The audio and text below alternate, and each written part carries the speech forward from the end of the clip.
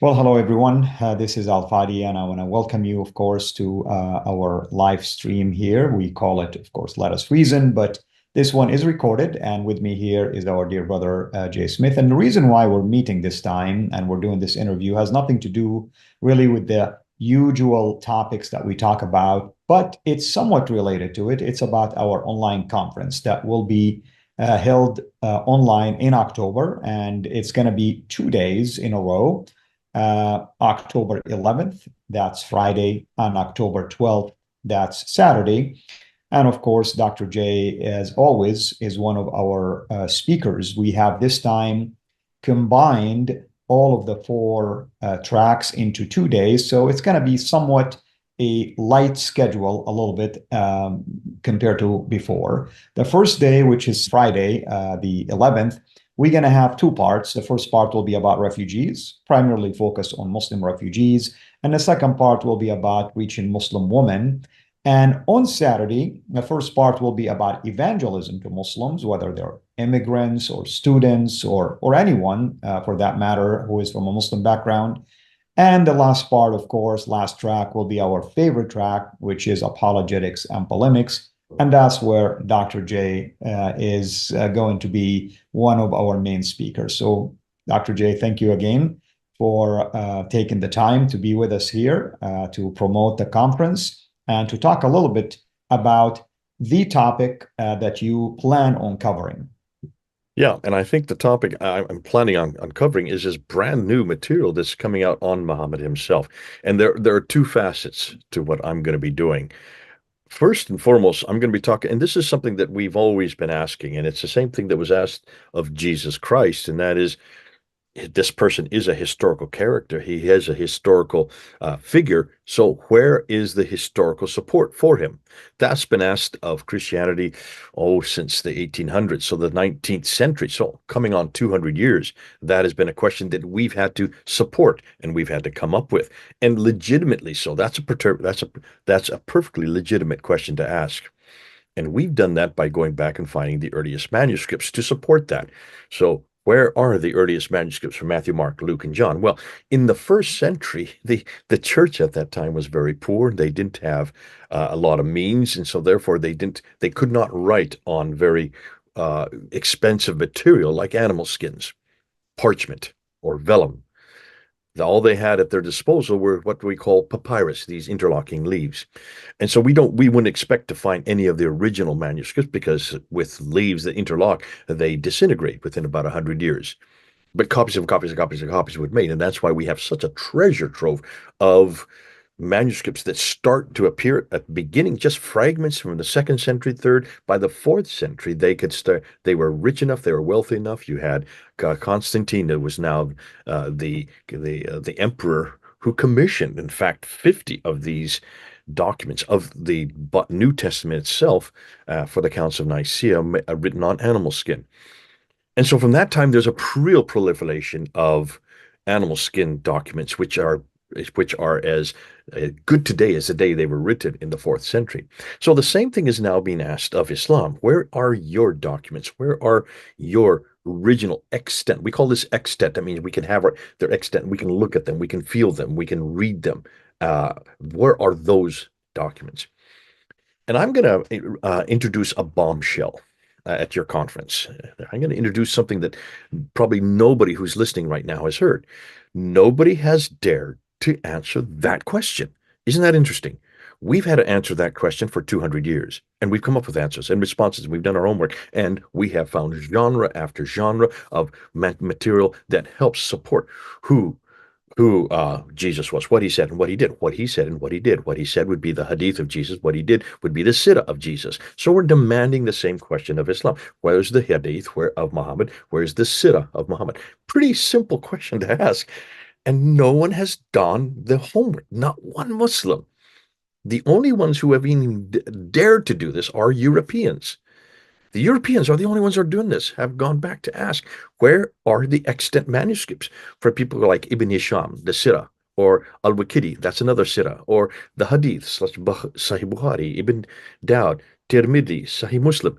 All of these six compilations of hadith that everybody reads and writes to know what Muhammad said, where are the extant manuscripts? Now, you've heard me, haven't you, many times? We've talked about this, that the manuscripts or the writings of these individuals, Al-Tabari, who introduces the tafsir and the tahriq, or the Sahaba or the Tabi'un, those who are the ones who are right with Muhammad, and the Tabi'un, the second generation, where are their manuscripts? We've always assumed that they did not appear to the ninth and 10th century. You've heard me say this many times. I'm going to shatter that. I'm not going to tell you because now we know we have in our hands when those manuscripts are, and they're not from the ninth century. They're not from the 10th century. Wait till you see where they're from. And what's most exciting is we have bits and pieces of stuff that starts to appear, but when is the canonized text, the text we're using today, the one that every Muslims are dependent on to know what Muhammad did and what Muhammad said? When are those manuscripts, those canonized manuscripts? Because the ones that come before are partial and they don't agree with each other, and there's contradictions. And so finally, the canonized text of the Sirah and the Tafsir and the Tahriq and the Hadith, when are they written down? Well, we have the answer now. We've done our homework. And we're the first, I think we'll be the first one to actually publicize it. And you're going to be shocked. Now, that's the first thing. Once we do that, then we're going to say, hold on a minute. If these are all so late, you're going to see these are hundreds and hundreds, thousands of years late. What about the man himself? What about in the 7th century when he lived? Since he was born there in 570, that's the late 6th century, and died there in 632, that's the beginning of the 7th century. What about that Muhammad? Where is that Muhammad? Now, notice I'm saying Muhammad, Muhammad. There's a reason I'm saying that. There's a reason I'm emphasizing that, because that's what we've been looking for. We've been looking for a Muhammad that has 3 vowels. And we have not thought through this carefully. There were no vowels in Arabic that early. There were no vowels written down in Arabic until the 8th or ninth, possibly even as late ninth century. But we're in the 7th century. So why are we saying Muhammad? Take those 3 vowels off, and what are you left with? Hold on. We're going to show you what you're left with. And when you find out what you're left with, wait till you see what we do know, because that character, that individual, or that title, and it is a title, is all over the 7th century, but it's not at all who you think he is. Wait till you find out who he is. Yeah, we're going to shock everybody. This is going to be fun. So this is new material that's just come to light in the last 6 months. And in some cases, some of what I'm going to share with you in just the last 2 weeks. So this is going to be fun to be able to introduce it. As you know, we're always on the cutting edge. We're always looking for new material. We're always pushing the boundaries, pushing the barriers. And your conference is going to be where we're going to introduce this stuff, this material for the first time. Well, that's wonderful. And of course, I hope everyone who will be watching this will make the initiative at least and take the step to register, even if they could not attend. The good news is it will be recorded, at least for sure, your part will be recorded, and they can always come back later and watch it for whatever reason, sometimes difference in time zone, sometimes people are traveling, you never know. So I'm going to go ahead at least and show a handful of slides that will allow people to take a look at the speakers, the dates, and also the registration link. So once again, folks, here is a look at the conference. These are the pictures of some of our speakers. As you can see, Dr. J is there, but we also have some of the speakers from the last few years as well, like Dr. David Wood, our dear sister, Laura Powell, which, by the way, she is a dynamite, and I am so excited that she's going to be partnered with us, not just at this conference, but at other events as well. And then you see Nasser and Andrew, former Muslims from Saudi, like myself.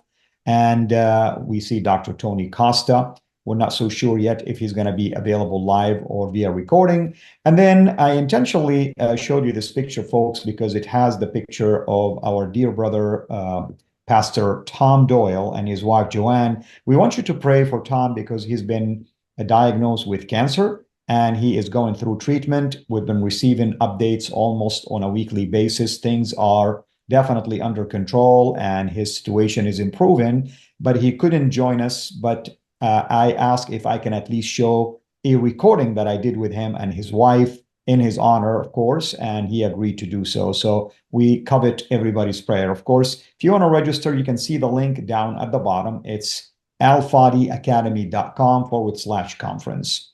Yeah, so all I want you to do, folks, is to click on that link or at least write it down, go there, register, and you can choose to register for 1 day or both days. And if you do it soon, before the end of September, the discount, 20% discount, it's still going to be available. We are thinking about extending it. We haven't made that decision yet, and it's not my decision only. We have a committee that I have to run it by, but I'm hoping that many of you will take advantage of this and go ahead and register before the conference starts. Thank you again, everyone, for watching this. And please spread this video and the information through your network and social media connections. And again, Dr. J, thank you so much for taking time to be here with us. And we're excited really to have you and to listen to this new material. And hopefully you and I will do, as usual, a video series on that as well soon. Thank you. Right. God bless. Well, this is Al Fadi. God bless you, folks. Take care.